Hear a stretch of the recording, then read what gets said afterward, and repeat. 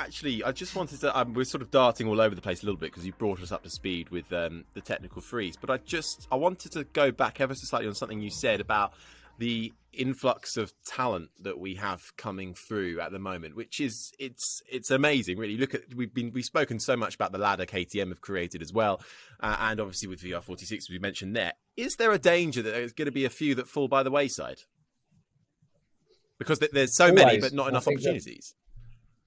The problem you have is I think of it as the Jake Dixon syndrome. Jake Dixon would have been out of there after the first year. Luckily, and by good management, Frankie Carcetti, his manager at that time, did a good job of keeping him in that job for the following year. And he progressed into being potentially a Moto2 winner. Otherwise, he'd have been let go.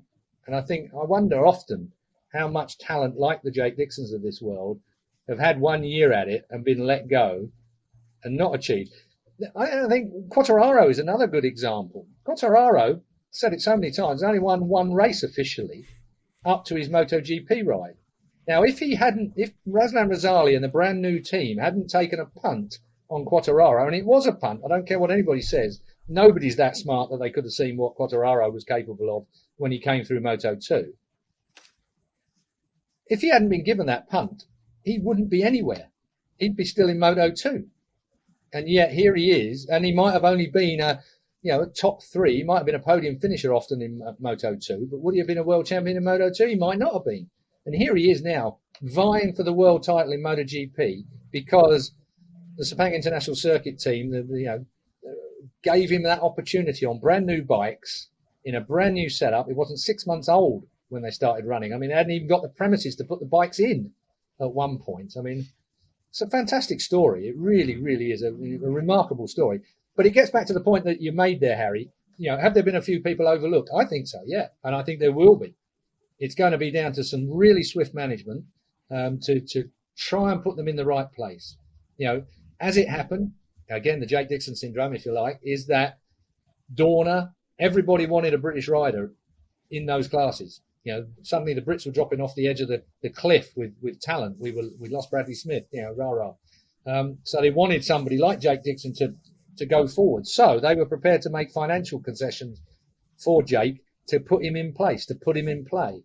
Dorna do manipulate that situation quite often when they need a rider from a certain market. It's not just about who the talent is, it's about the marketplace that they come from and which particular countries have those nationalities and racetracks in. It's all about, the business side of things as much as it is about the sporting side of things. So you go back to Jeremy McWilliams is a good example. Jeremy McWilliams, a fine rider, but pretty much sponsored by Dorna and co to keep him in the game because we hadn't got anybody at that time that was capable at the front end of a MotoGP field. Good old Jezza. I'll tell you what, if he weren't above 50 now, he'd still be trying to have a go. The cut-off, by the way, for that is 50 years old. You can't be a MotoGP after 50. Wow. You're done. Great rider, great personality, great guy. But as you said, there's going to be a couple of innocent victims who may have the raw pace, but if you don't have that overall package, which includes the right management, being in the right place at the right time, you really can fall foul of it, can't you? Well, you can. Where do they go? That's my question as well. I mean, it's where does that talent go to? It hasn't proved to work too well in World Superbike for some of them, or Super Sport, if you like, which is even lower league. Efrain Vasquez is a favourite of mine from Moto3. Efrain Vasquez, good old T-Rex, as Jack Miller called him, plenty of bite but short arms. Always amused me. Because he couldn't brake, because he had short arms, it meant he couldn't push his weight back over the bike into the braking area. So he was as aggressive as hell. But anyway, that's another story altogether. Efrain Vasquez was a world title contender. Where is he now? There are people that you can go through lists of them in the past. I'm sure our viewers, our listeners will come up with lots of names that they can think of, their particular favourites that haven't made it, and not because they don't have talent, but because the opportunity didn't arise for them to carry them forward. And that's become more focused, I think, Harry, to get back to your question, is I think that's more of the case now than it's ever been because of the amount of talent, well-managed talent, that there is out there. Okay. And I think just adding slightly to that, Keith, is that sometimes riders turn down MotoGP rides, and so it's equally, you look back and you think, if they'd have accepted that really could have made the difference. So it's a you can fall by the wayside, if you like, on either side of the coin. You might never get the chance, or you might turn down the chance because you don't think it's good enough and it might ruin your career. It's always a gamble, isn't it? And we saw guys turn down the Aprilia last year, Joe Roberts being one of them, on the assumption that they wanted to do better in Moto2 this year and things like that. There's been other guys in the past. Baldassarri, I remember, had an amazing start to a Moto2 season one year and was being linked to a satellite Ducati ride. And then the results tailed off, and that was it. Danny Kent, I remember, was when he was dominating Moto3 that year, Pramac Ducati was speaking about doing a Jack Miller, weren't they, Keith? And moving him straight to MotoGP. I mean, that's the level of talent that they saw in Danny. They thought that he could do a bit like Jack had done. And he opted to go to Moto2, the sensible decision again, and the MotoGP opportunity never arrived. So it's so difficult in that you can be wrong on both accounts. You can never get the chance, or you can decide that if I take that chance, things will be worse. When actually, as Quartararo in some ways proved, if you get that chance in MotoGP, it's so different to the other classes that you can never exactly predict who's going to really shine when they get on that such a special, unique bike. And I think, for me, I always think, well, at least if you give it a go. I know Sam Lowe's had a difficult time at Aprilia, but at least you tried and you put yourself out there and you rode the bike. You don't have that when you get to the end of your career thinking, what if I'd have taken that chance? What might I have done? Maybe the bike wasn't that good, but what if it was a wet race where because usually the top teams, if there's a young guy coming up, even a fastest lap, if they see a guy, I remember Aleix Espargaro quite early in his career, he had a really good, I think he was second fastest lap in a race. And that really made people sort of sit up and go, hang on, this guy's quick.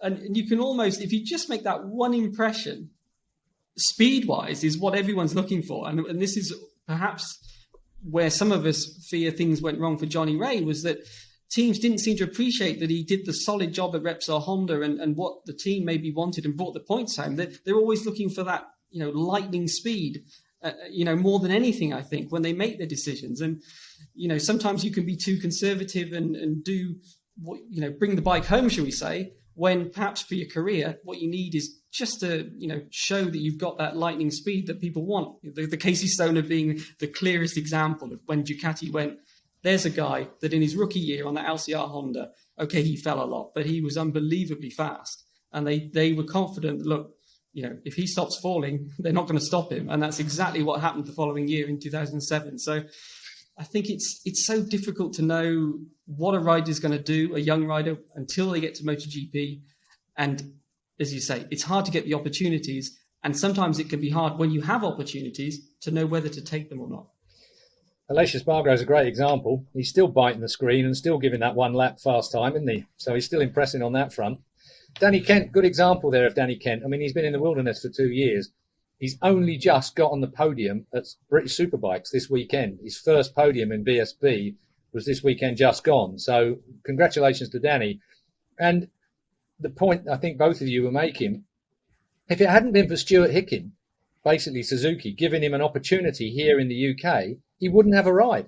No one had faith in him to do anything. An ex-world champion. Your talent doesn't disappear completely unless you've had a bang on the head or there's been some injury or something along those lines that's really dragged you down for some reason or another.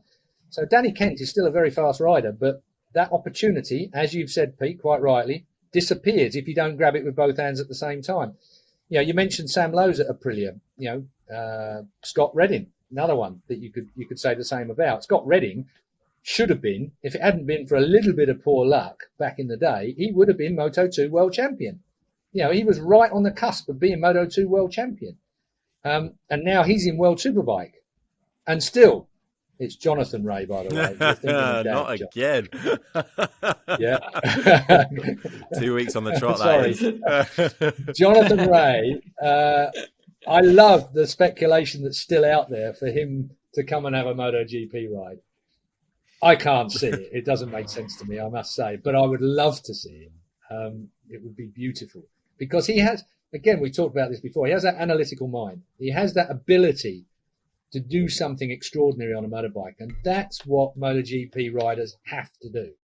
You know, it's not find that last, well, it is in the case of Aleix Espargaro maybe, but find that last inch of braking or whatever it might be. It's not just about biting the screen, gritting your teeth and sticking that one lap in. It's about working the entire race out. And I think Jonathan Rea is an absolute master of that in World Superbikes, which is why no one can get near him. Doesn't matter if he's 6th place on the first lap. The way he works it out over the race distance, making sure he's got a tyre left towards the end of it as well. My admiration of Jonathan is huge, and he gets all the accolades he deserves.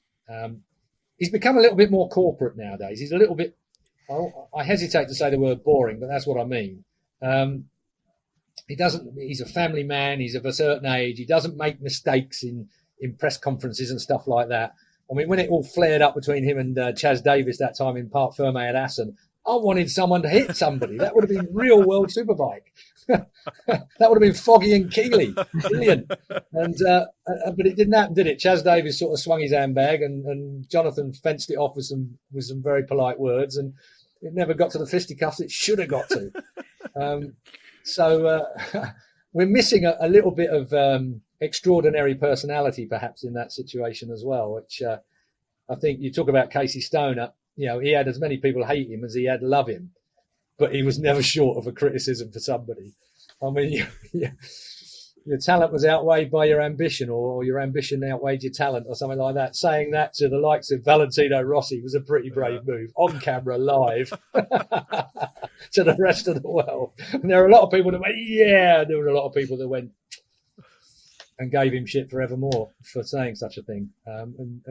But it was, I mean, at that particular point, it was Valentino's fault. But anyway. Just and the thing was, Valentino, he saw it coming. He knew Casey was going to hang himself. At one point, all the sympathy had gone with Casey because Valentino had knocked him off. But the second Casey went down to see Valentino, all the sympathy went back to Valentino when he got that insult from Casey.